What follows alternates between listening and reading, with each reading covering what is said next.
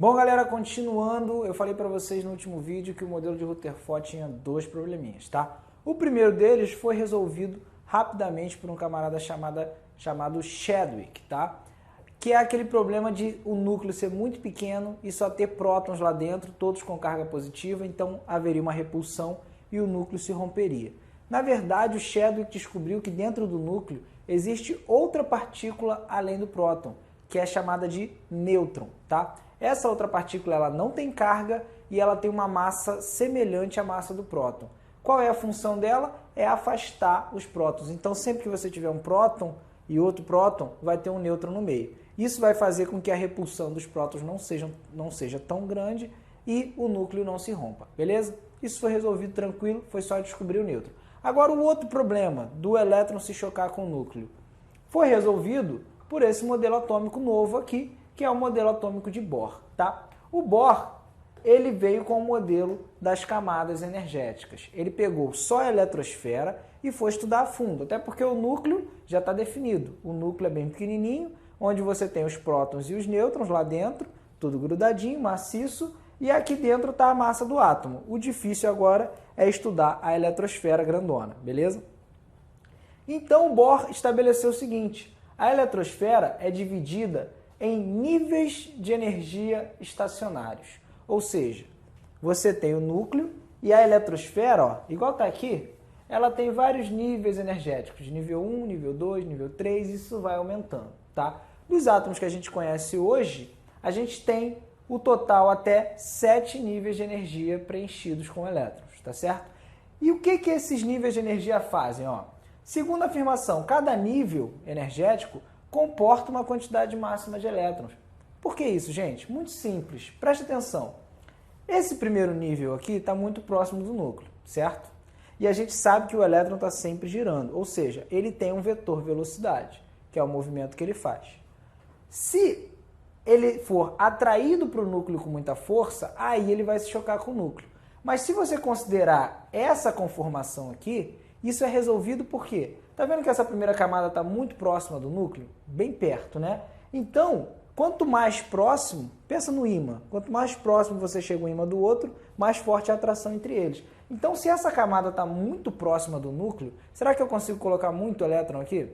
Claro que não, né? Por isso, na primeira camada, eu só consigo colocar 2 elétrons, porque é a camadinha que está mais perto do núcleo. Se eu botar muito elétron ali, ele vai puxar com força e vai se chocar. E a natureza não faz isso, né? E aí, se você viajar para a segunda camada, que já está um pouquinho mais afastada do núcleo, ó, agora a atração já não é tão grande. Então, eu faço o quê? Posso colocar mais elétrons nela, beleza? E isso vai acontecendo. Se eu vier para a camada 3, eu já passo uma quantidade maior de elétrons que eu posso colocar nessa camada. Show? Se eu venho para a camada 4, mais elétrons. Para a camada 5, e o que está acontecendo agora? Camada 6 está diminuindo, 7 está diminuindo. Por que acontece isso, gente? Olha só. Falei para vocês que quando vai afastando, vai ficando menos atrativo, né? A atração vai ficando menor. Então eu vou colocando mais elétron. Mas vai chegar um momento que a atração também vai ficar muito pequena.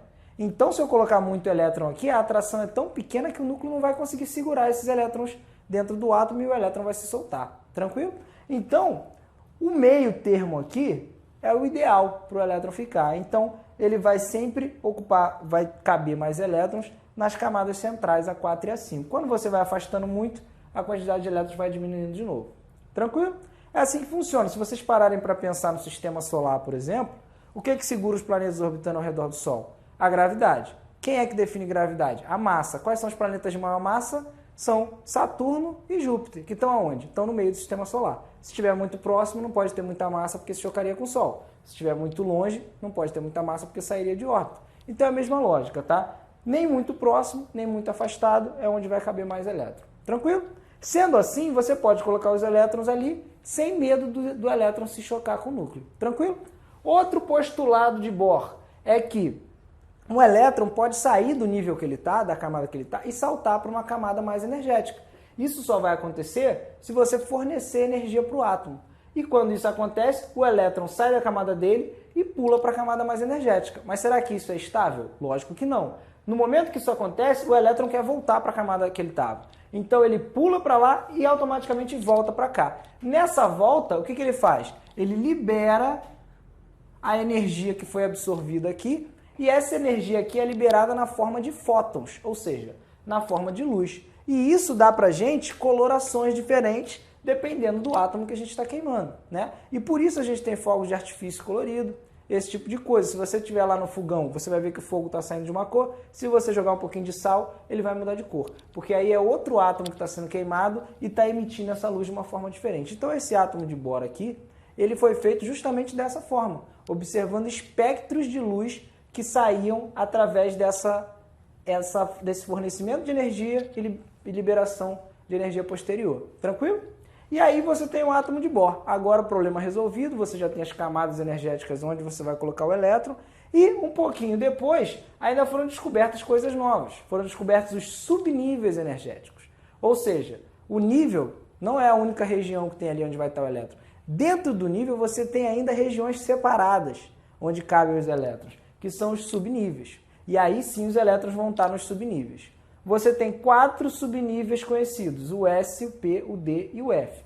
Cada um deles comporta uma quantidade máxima de elétrons. 2, 6, 10, 14. Agora acompanha comigo aqui. Ó. Se você tem um nível que tem uma quantidade máxima de elétrons e dentro do nível você tem subníveis, ó, pensa comigo. O nível 1 só cabe 2 elétrons, ou seja, qual o subnível que você tem no nível 1? O subnível S. Beleza?